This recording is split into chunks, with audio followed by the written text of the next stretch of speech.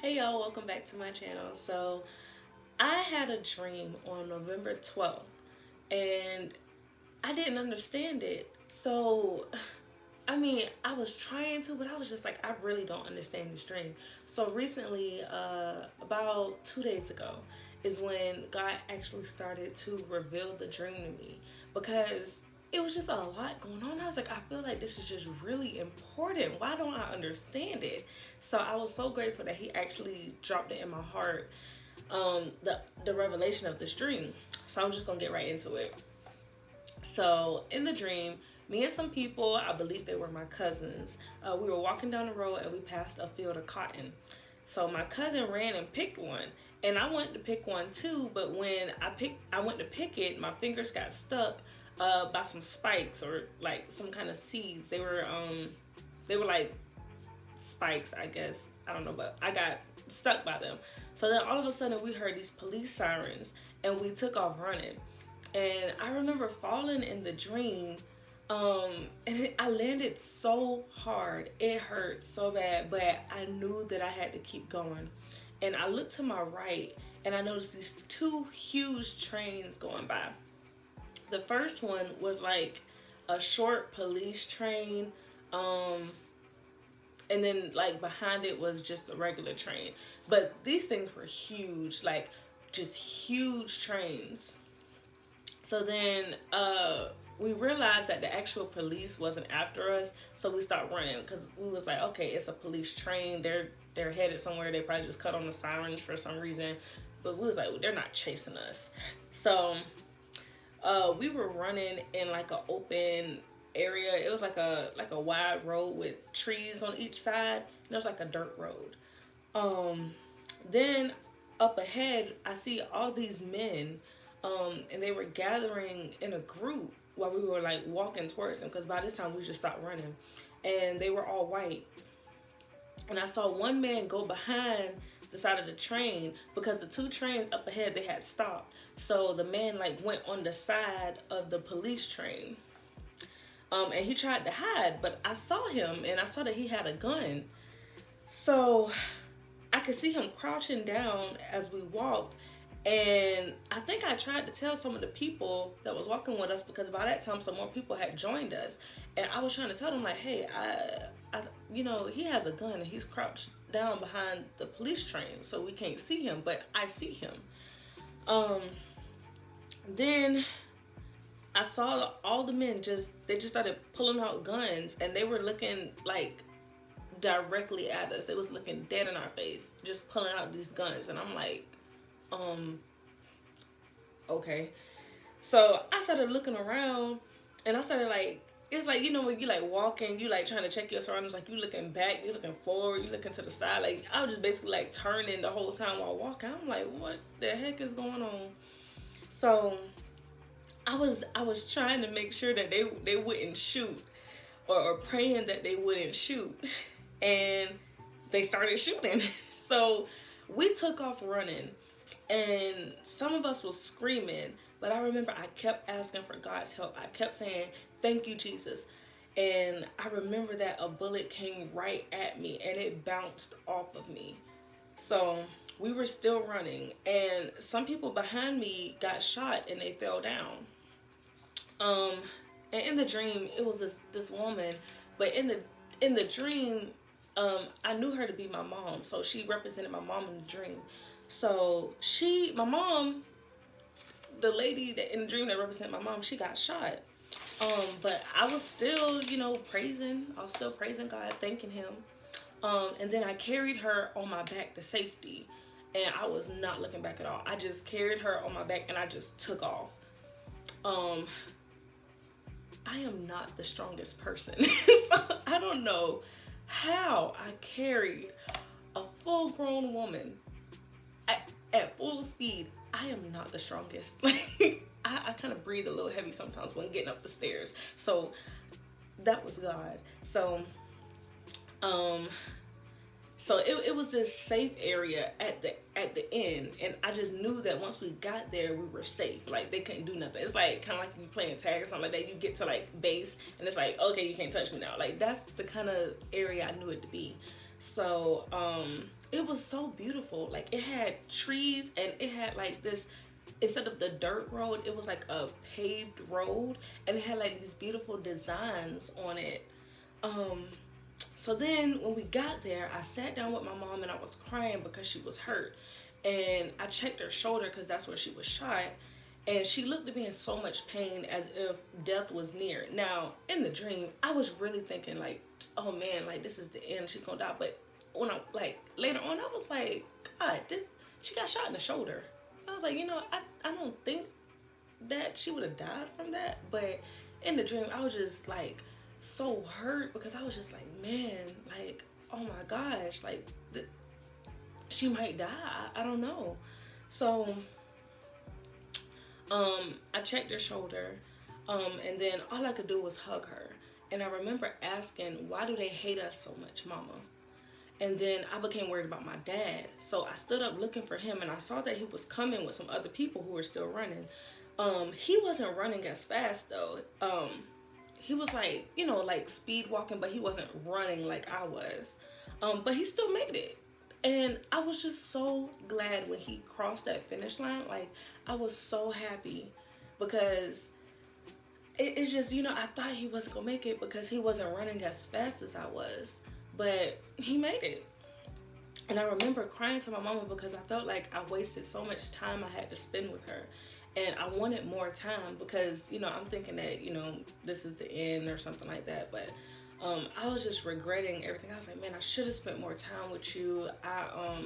And that's, even in real life, all I do is talk. Like, I call her every single day. Like, I see them every single day. So it's like, I don't know. But in the dream, I just wanted more time. So I cried and I hugged her, and I even apologized. And I cried even more because I told her that I had a dream that this would happen, but I didn't tell anyone. And that was the dream. So it was just a lot going on, and I was so confused.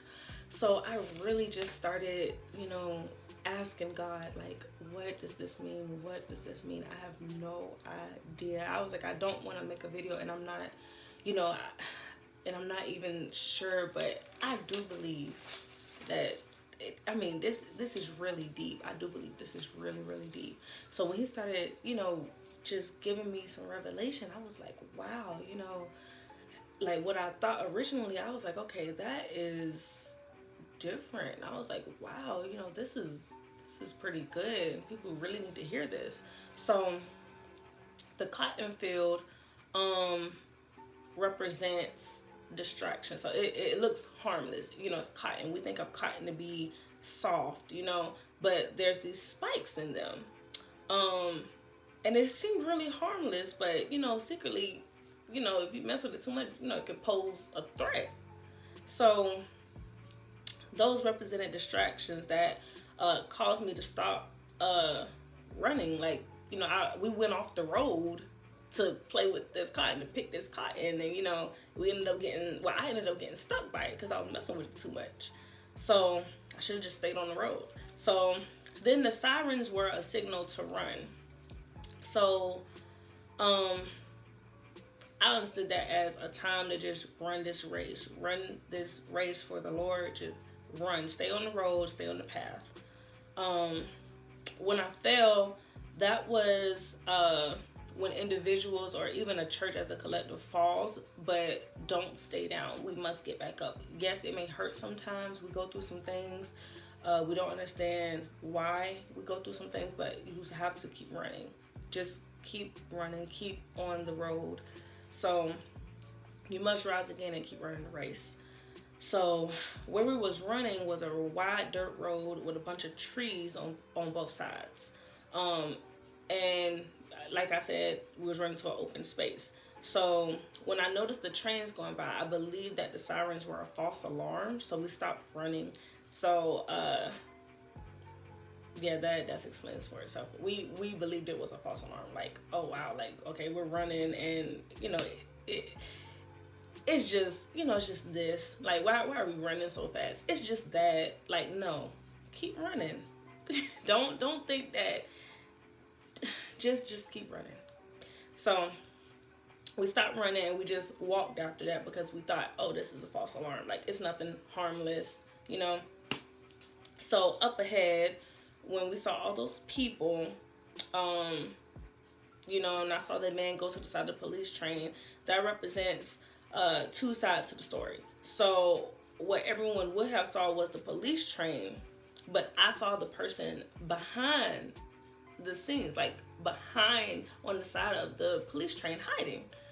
So I started to stop focusing on the walk and I started looking around. That's when I started, like, you know, just seeing everything that's going on around me. I'm like, wow, like, okay. And, you know, I became worried more about, you know, the things that's going on around than keeping ahead, just trying to make it, just keeping on the road. So I was just afraid of what was going to happen. So although we were still moving forward, I was still walking. I was just, you know, you can't be walking. Me personally, I have to like look around. So I slowed down because I was becoming really concerned with what was around.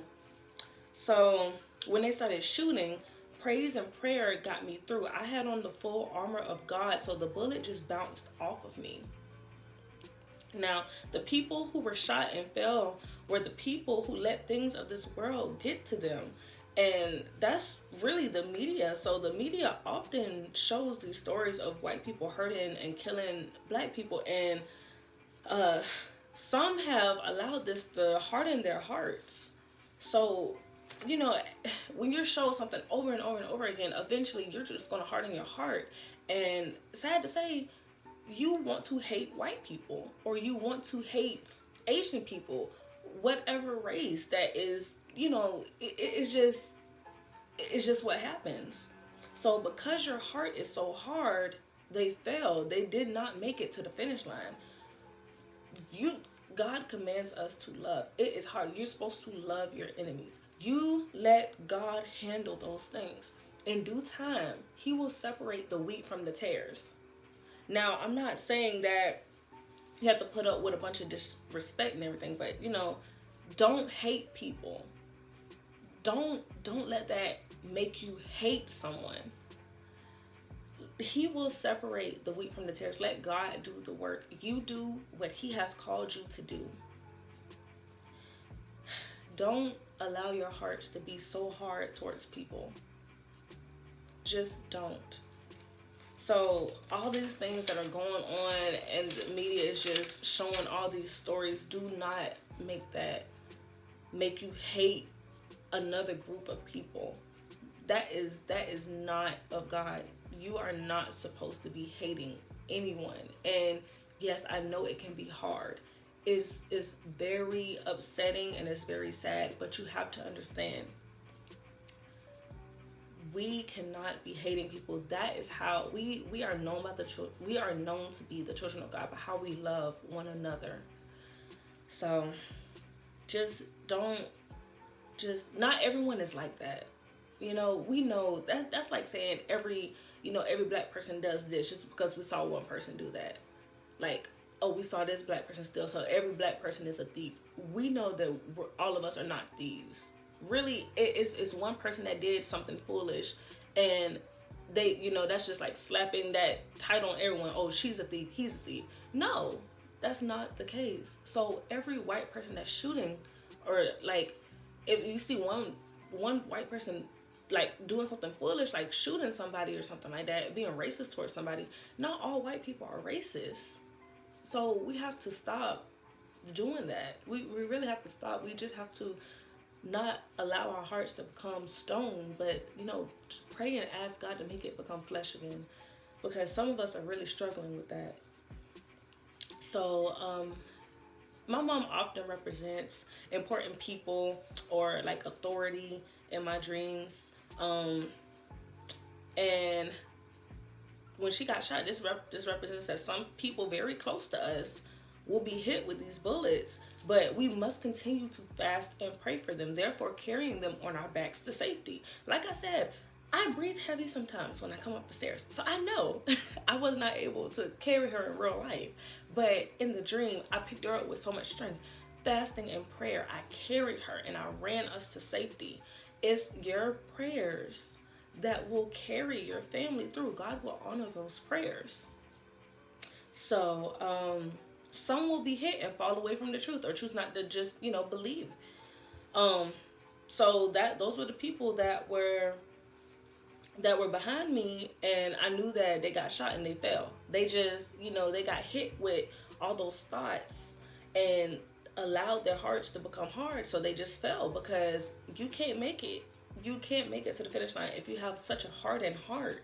So they let the media and all that stuff penetrate their heart and make them believe a certain thing, and their hearts became hard because of that. So they did not make it to the finish line.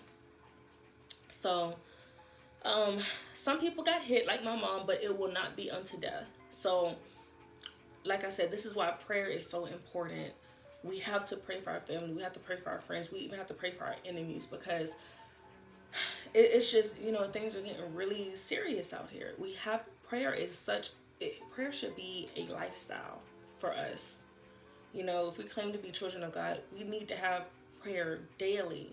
Daily. It should be a lifestyle. So, the question that I asked the woman who represented my mom in the dream made me tear up. And I remember feeling so hurt by all that was going on. But we have to remember that we are not fighting against flesh and blood, but against principalities, against powers, against the rulers of the darkness of this age, against spiritual hosts of wickedness in heavenly places. That's Ephesians 6:12. So we have to realize that it's not them that's doing this. This is a spirit behind them. Don't hate the person. You don't have a problem with the person. You have a problem with the spirit that is behind the person that's making them do this. That is not them. Now, they may have opened themselves up to be used by the spirit, but they can be delivered. Pray for them. Pray for your enemies, because you never know. Your enemy may be the same person that helps you later on. You want everyone to be saved. You want people to know God and the power, and you just want them. You want them to be your fellow brother or sister in Christ. Everyone should deserve a chance. So don't hate the person. You need to deal with the spirit that's behind the person. You need to pray. So, my dad, which just means another close family member, someone important to you, took a little more time, but he still made it. So some people will be caught up in all the news and commotion, but eventually, they'll make it to the finish line. They won't let that harden their hearts. It may, slow them down a little bit. They may think a certain way, but prayer, again, they will make it. Keep praying for them. They won't allow that to harden their hearts. Yes, it's very upsetting, but they will not allow that to harden their hearts. So I cried even though we had made it to safety. I should have prayed for more people. This is how I was feeling. I should have prayed for more people and for my family more. And, this also represents our time with God, that we should spend more time with God. Don't wait till things start getting real bad to be like, man, like I should have did this. I should have did this. Like, no, do it now. Do it now while you have time. Don't wait until things start getting bad to start crying out. So, and I cried and I said I should have spent more time with her. We need to be spending time with God now, while the blood is running warm in our veins. Do not wait. Do not wait. The more time that we spend with God, the more He reveals things to us. So, how I felt, I was like, I had this dream and I didn't tell anybody. These revelations that we have are meant to be shared with others, and those with ears to hear and hearts to receive will accept the message. Don't hold it. So that was the dream, and I pray that you all received this one. I pray you all have ears to hear and hearts to receive this message. That's the dream. I'm not even gonna hold it out. I'm not gonna say much after that, because when I start rambling, I just not gonna do that. So I pray that you all really just took this word, just took it seriously. I pray that you really take it seriously, and you take it to God and you pray about it. And I pray that we just don't have hearts of stone but of flesh. So I love you guys, and I'll see you in the next video, Lord willing.